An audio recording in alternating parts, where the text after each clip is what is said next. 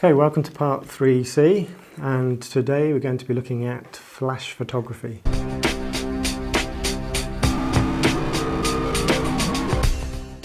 Okay, the first thing that I want to mention about flash photography is that professionals tend to see flash as a necessary evil in certain circumstances.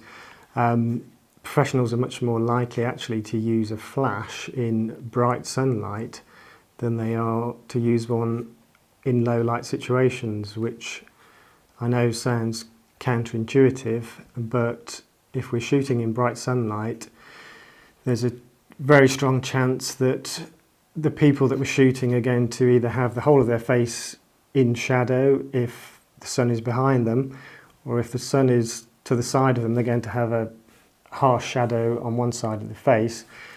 And we use what we call fill flash, so we force the flash to fire to even out the lighting on people's faces.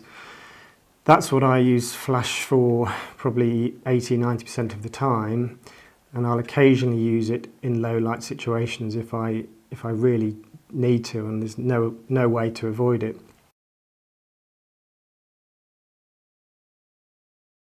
Professional photographers would generally prefer to use a lens that will let in a lot of light, like an f1.4 lens or an f1.2 lens, even an f1.8 like the 50mm that I recommended.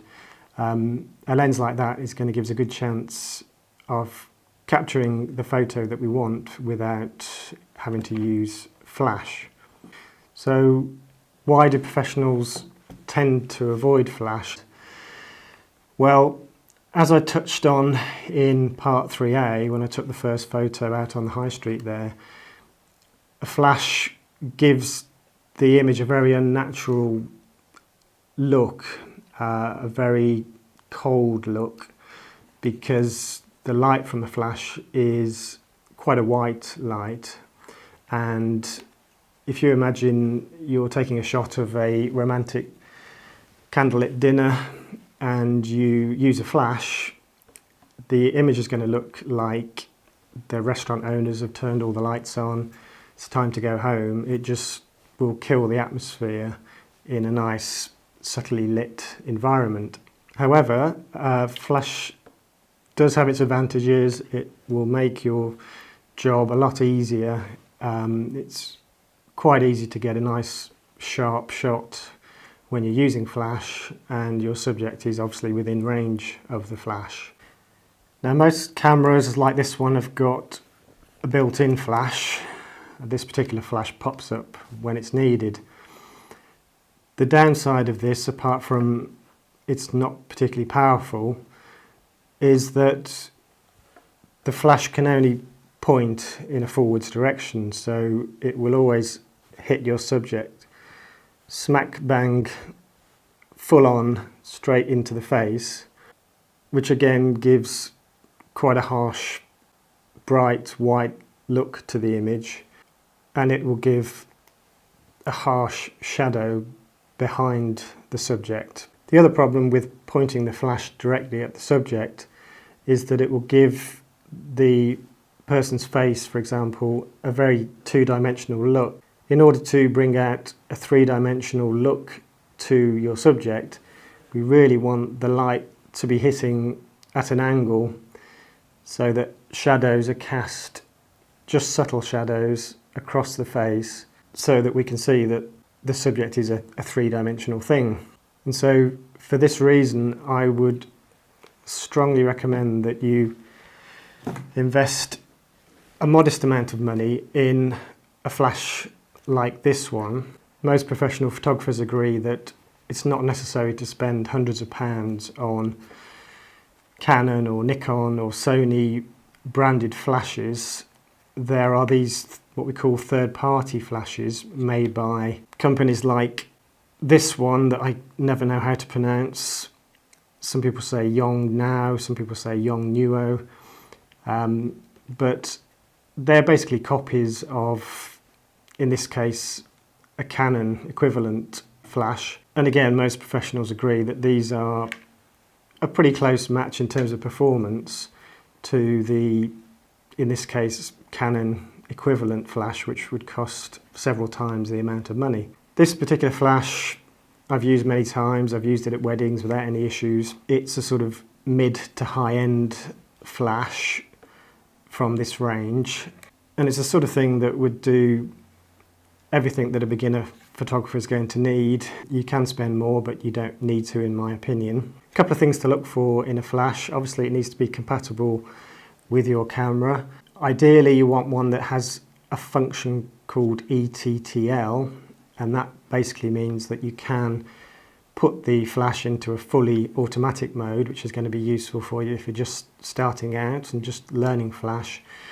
Another thing that's going to help you, for reasons that I will illustrate in a minute, is it's handy if your flash head will rotate a full 360 degrees like this one does. So with a flash like this, we can face it forwards as we would do with the built-in flash, but we're going to get the same sort of issue with a very harsh, direct light that's going to look very unnatural. Now there are various add-ons that we can use to try to soften the light, and I've tried just about every kind of what we call flash modifier over the years, each of which is designed to soften the light and make it look more natural.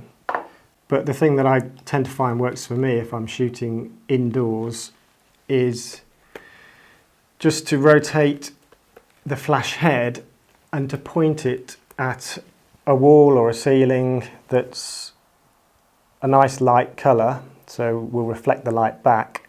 And by bouncing the light off a large surface, it has the effect of softening the light and making it look a lot more natural. And what we're aiming to do is to make the light that comes from the flash blend in with the existing light in the scene in a subtle way, so that it's not obvious that we've added flash in. And as I say, the best way to do that is to bounce the light off a wall or a ceiling, and that has the effect of making our light source much bigger, and therefore it softens the light and spreads it round evenly, which is what we're trying to achieve. Now, because flash photography is quite a complex subject and not one that is easy to cover in one brief video, I'm going to point you towards reverting to the full auto mode on your camera and to putting the flash into ETTL mode just while you're getting a feel for flash photography, and just get a feel for how pointing the flash head in different directions and bouncing it off different surfaces, get a feel for how that impacts on your shots, and just see what works for you. I mean, the aim, as I said, is really to use the flash if you really need to, but to make your final image look like it was taken without using a flash. And that's something that takes a lot of practice, and I think really practice is key with flash photography. By all means, try out the various flash modifiers. These do have their uses in certain scenarios. This is the cheapest flash modifier, and by putting one of these on your flash indoors, it does spread the light out in all directions, and then the light will bounce off various surfaces and give us a less directional look, which can work very well indoors. If I find myself in a room where the ceiling's dark and the walls are dark, and so they're not going to reflect the light back, I occasionally have to revert to something like this, and by bouncing the flash off this larger surface, it does help to soften the light a bit and make it look a little less harsh, a little less artificial. But as I said, if I possibly can, I will just point the flash at a wall or a ceiling. Typically it will be pointing backwards and over my shoulder, and I tend to find that gives me the best results. So just to summarise, flash is a necessary evil in some scenarios, and I always try to avoid it by using a lens that's going to let in sufficient light that it will allow me to shoot handheld with a fast enough shutter speed that I can avoid getting a blurry image, and only where it's absolutely necessary will I add in some flash, and I do it in a way that is subtle and doesn't kill the atmosphere in the shot and make it look like all the lights have been turned on. And as you progress with your flash photography, you'll be able to move out of the fully automatic ETTL mode and start to take control of the power output of the flash. But getting to that point is a fairly long journey and not one that I'm going to be able to cover in one short video.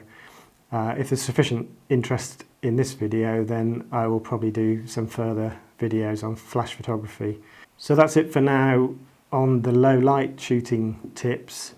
In the next video, I'm going to move back to looking at equipment, specifically lenses, and I'm going to give you just a quick outline of some of the lenses that I use and the pros and cons of each one. As always, thank you for watching, and if you enjoyed this and found it useful, I'd be very grateful if you just give it a quick thumbs up down below, and if you haven't already done so, please subscribe. Thanks for watching.